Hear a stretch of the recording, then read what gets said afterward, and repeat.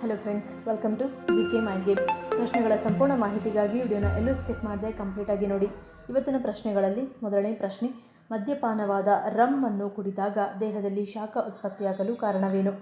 Options: A molasses, B ಮದ್ಯ, C ಹುದುಗುವಿಕೆ, D ಮೇಲಿನ ಎಲ್ಲವೂ.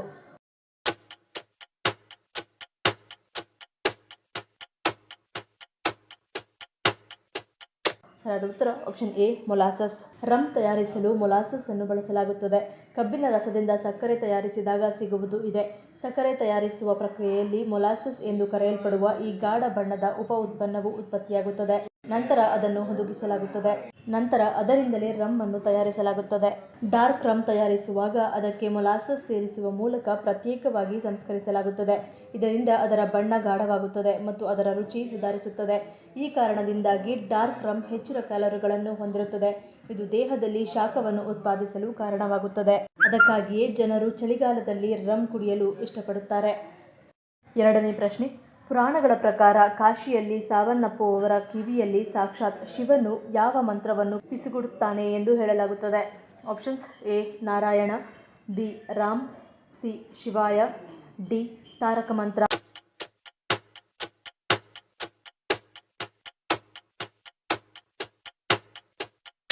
ಸರಿಯಾದ ಉತ್ತರ ಆಪ್ಷನ್ ಡಿ ತಾರಕ ಮಂತ್ರ.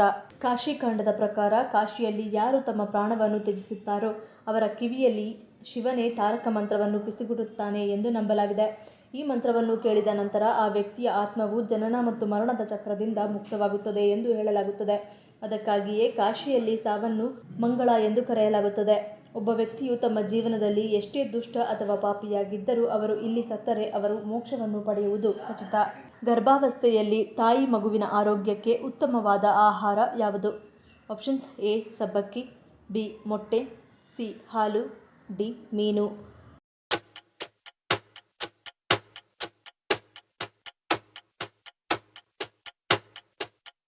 ಸರಿಯಾದ ಉತ್ತರ ಆಪ್ಷನ್ ಎ ಸಬ್ಬಕ್ಕಿ. ಸಬ್ಬಕ್ಕಿ, ಸಾಗು, ಸಾಬಕ್ಕಿ, ಸಾಬುದಾನ ಹೀಗೆ ನಾನಾ ಹೆಸರುಗಳಿಂದ ಪ್ರಸಿದ್ಧಿ ಪಡೆದುಕೊಂಡಿರುವ ಆಹಾರ ಪದಾರ್ಥವಿದು. ಸಾಮಾನ್ಯವಾಗಿ ಇದು ಮರಗೆಣಸಿನಿಂದ ತಯಾರಿಸಲಾಗುವ ಪಿಷ್ಟವಾಗಿದೆ. ಸಾಮಾನ್ಯವಾಗಿ ಸಾಬುದಾನದಲ್ಲಿ ಫೋಲಿಕ್ ಆಮ್ಲ ಮತ್ತು ವಿಟಮಿನ್ ಬಿ ಸಮೃದ್ಧವಾಗಿದೆ. ಇವು ಗರ್ಭಿಣಿಯರ ಆರೋಗ್ಯಕ್ಕೆ ತುಂಬಾ ಒಳ್ಳೆಯದು. ಗರ್ಭಾವಸ್ಥೆಯಲ್ಲಿ ತಾಯಿಯ ದೇಹವನ್ನು ಆರೋಗ್ಯವಾಗಿಡಲು ಮತ್ತು ಮಗುವಿನ ಬೆಳವಣಿಗೆಗೆ ಸಹಾಯವಾಗಲು ಇದರಿಂದ ಮಾಡಿದ ಆಹಾರ ಪದಾರ್ಥಗಳ ಸೇವನೆ ಮಾಡಲಾಗುತ್ತದೆ. ಸಾಬಕ್ಕಿಯಲ್ಲಿ ಕ್ಯಾಲ್ಸಿಯಂ, ಕಬ್ಬಿಣ ಮತ್ತು ವಿಟಮಿನ್ ಕೆ ನಂತಹ ಪೋಷಕಾಂಶಗಳಿವೆ. ಅವು ಮೂಳೆಯ ಆರೋಗ್ಯವನ್ನು ಸುಧಾರಿಸುತ್ತವೆ ಮತ್ತು ರಕ್ತ ಪರಿಚಲನೆಯನ್ನು ಸುಧಾರಿಸುತ್ತವೆ. ಐದನೇ ಪ್ರಶ್ನೆ, ದೇಹದಲ್ಲಿನ ಹಿಮೋಗ್ಲೋಬಿನ್ ಅನ್ನು ಕಬ್ಬಿಣದಿಂದ ನಿಯಂತ್ರಿಸುವುದು ಯಾವುದು? ಆಪ್ಷನ್ಸ್: ಎ ಬಾಳೆಕಾಯಿ, ಬಿ ಸಿಹಿಗೆಣಸು, ಸಿ ಅಮಟೆಕಾಯಿ, ಡಿ ಮೆಂತೆಕಾಳು.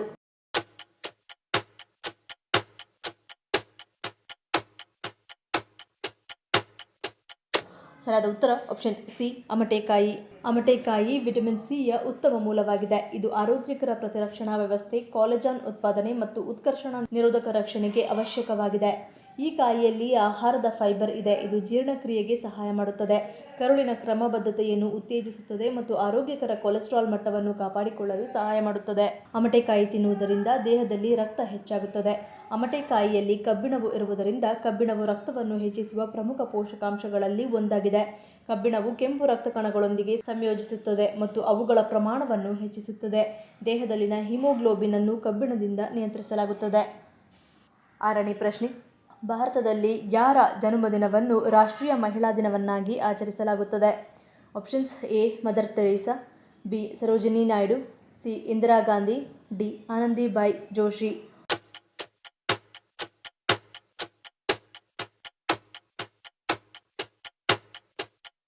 ಸರಿಯಾದ ಉತ್ತರ ಆಪ್ಷನ್ ಬಿ ಸರೋಜಿನಿ ನಾಯ್ಡು. ಪ್ರತಿ ವರ್ಷ ಫೆಬ್ರವರಿ 13ರಂದು ಭಾರತದಲ್ಲಿ ರಾಷ್ಟ್ರೀಯ ಮಹಿಳಾ ದಿನವನ್ನಾಗಿ ಆಚರಿಸಲಾಗುತ್ತದೆ. ಈ ದಿನ ಭಾರತದ ಪ್ರಸಿದ್ಧ ಸ್ವತಂತ್ರ ಹೋರಾಟಗಾರ್ತಿ, ಕವಿ ಮತ್ತು ಶಿಕ್ಷಣ ತಜ್ಞೆ ಸರೋಜಿನಿ ನಾಯ್ಡು ಅವರ ಜನ್ಮದಿನ. ಸರೋಜಿನಿ ನಾಯ್ಡು ಮಹಿಳೆಯರ ಅಭಿವೃದ್ಧಿಗೆ ಗಣನೀಯ ಕೊಡುಗೆಗಳನ್ನು ನೀಡಿದ್ದಾರೆ. ಆ ಕೊಡುಗೆಯನ್ನು ಗೌರವಿಸಲು ಅದೇ ದಿನವನ್ನು ರಾಷ್ಟ್ರೀಯ ಮಹಿಳಾ ದಿನವನ್ನಾಗಿ ಆಚರಿಸಲಾಗುತ್ತದೆ. ಏಳನೇ ಪ್ರಶ್ನೆ, ಮಹಿಳೆಯರ ದೇಹದಲ್ಲಿ ಹಾರ್ಮೋನ್ ಸಮಸ್ಯೆ ನಿವಾರಿಸಲು ಉತ್ತಮವಾದದ್ದು ಯಾವುದು? ಆಪ್ಷನ್ಸ್: ಎ ಅಗಸೆ ಬೀಜ, ಬಿ ಬೀಜಗಳು, ಸಿ ಅರಿಶಿಣ, ಡಿ ಮೇಲಿನ ಎಲ್ಲವೂ.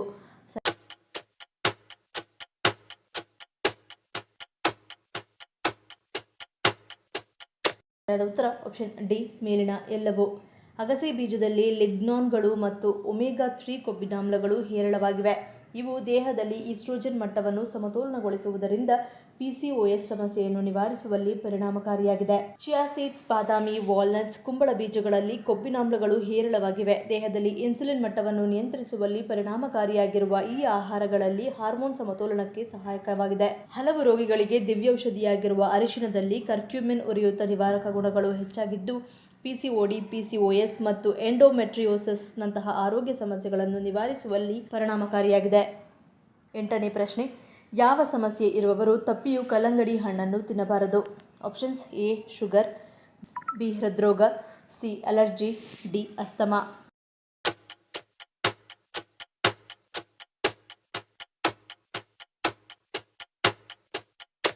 ಸರಿಯಾದ ಉತ್ತರ ಆಪ್ಷನ್ ಸಿ ಮತ್ತು ಡಿ. ಕಲ್ಲಂಗಡಿ ತಿನ್ನುವುದು ಕೆಲವು ಜನರಿಗೆ ತುಂಬಾ ಹಾನಿಕಾರಕ. ಕೆಲವು ದೈಹಿಕ ಸಮಸ್ಯೆಗಳು ಅಥವಾ ಕಾಯಿಲೆಗಳ ಸಂದರ್ಭದಲ್ಲಿ ಕಲ್ಲಂಗಡಿ ಸೇವಿಸುವುದರಿಂದ ಅವರ ಸ್ಥಿತಿ ಹದಗೆಡಬಹುದು. ಕಲ್ಲಂಗಡಿ ದೇಹದ ಉಷ್ಣತೆ ಮತ್ತು ಪಿತ್ತವನ್ನು ಸಮತೋಲನಗೊಳಿಸಲು ಸಹಾಯ ಮಾಡುತ್ತದೆಯಾದರೂ ಅದರ ತಂಪಾಗಿಸುವ ಸ್ವಭಾವದಿಂದಾಗಿ ವಾತ ಮತ್ತು ಕಫದಲ್ಲಿ ಅಸಮತೋಲನವನ್ನು ಉಂಟುಮಾಡಬಹುದು. ಇದರಿಂದಾಗಿ ಇದರ ಸೇವನೆಯು ಕೆಲವು ಸಮಸ್ಯೆಗಳಲ್ಲಿ ಸ್ಥಿತಿಯನ್ನು ಇನ್ನಷ್ಟು ಹದಗೆಡಿಸಬಹುದು.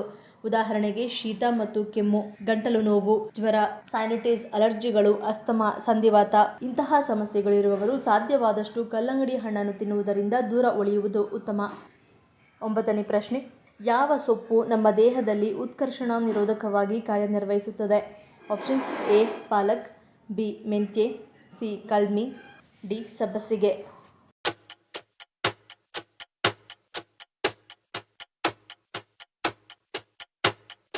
ಸರಿಯಾದ ಉತ್ತರ ಆಪ್ಷನ್ ಸಿ ಕಲ್ಮಿ. ಉತ್ತರ ಭಾರತದಲ್ಲಿ ಕಲ್ಮಿ ಸೊಪ್ಪು ಎಂದು ಕರೆಯಲ್ಪಡುವ ಇದೊಂದು ಪಾಲಕ್ ಸೊಪ್ಪು ಜಾತಿಗೆ ಸೇರಿದ್ದು ಹೆಚ್ಚು ನೀರಿನಾಂಶ ಹೊಂದಿರುತ್ತದೆ. ಬೀಟಾ ಕ್ಯಾರೋಟಿನ್ನಲ್ಲಿ ಸಮೃದ್ಧವಾಗಿದೆ. ವಿಟಮಿನ್ ಸಿ ಸಮೃದ್ಧವಾಗಿದೆ.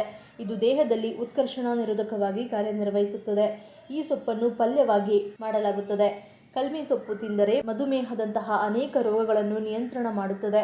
ಮಧುಮೇಹಿಗಳು ಈ ಸೊಪ್ಪು ಸೇವಿಸುವ ಮೂಲಕ ರಕ್ತದಲ್ಲಿನ ಸಕ್ಕರೆ ಪ್ರಮಾಣ ನಿಯಂತ್ರಿಸಬಹುದಾಗಿದೆ.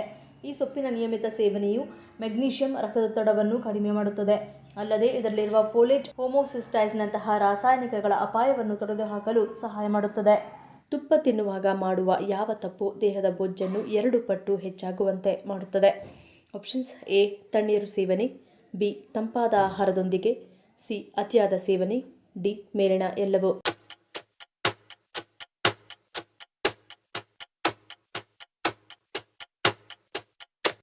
ಸರಿಯಾದ ಉತ್ತರ ಆಪ್ಷನ್ ಎ ಮತ್ತು ಬಿ. ಖಾಲಿ ಹೊಟ್ಟೆಯಲ್ಲಿ ತುಪ್ಪ ತಿನ್ನುವುದು ಪ್ರಯೋಜನಕಾರಿ. ಇದನ್ನು ಉಗುರು ಬೆಚ್ಚಗಿನ ನೀರಿನೊಂದಿಗೆ ತೆಗೆದುಕೊಳ್ಳಬೇಕು. ಇಲ್ಲದಿದ್ದರೆ ತುಪ್ಪ ಗಂಟಲು, ಆಹಾರ ಕೊಳವೆ, ಶ್ವಾಸಕೋಶ ಮತ್ತು ಹೊಟ್ಟೆಗೆ ಅಂಟಿಕೊಳ್ಳಬಹುದು.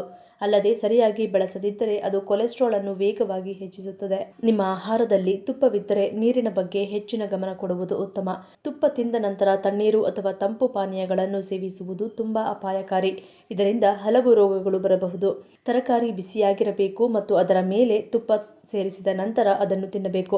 ಇಲ್ಲವಾದರೆ ಈ ತುಪ್ಪವು ಗಂಟಲಿನಿಂದ ಕರುಳಿಗೆ ಸಂಗ್ರಹವಾಗಬಹುದು ಮತ್ತು ಕಫ ಮತ್ತು ಮಲಬದ್ಧತೆಗೆ ಕಾರಣವಾಗಬಹುದು. ಪ್ರಶ್ನೆ: ಮಹಿಳೆಯರಲ್ಲಿ ಮುಟ್ಟಿನ ಸಮಯದಲ್ಲಿ ವಾಸನೆ ಬರಲು ಕಾರಣವೇನು? Options: A bacteria, B hormone, C ಬೆವರು, ಡಿ ಮೇಲಿನ ಎಲ್ಲವೂ.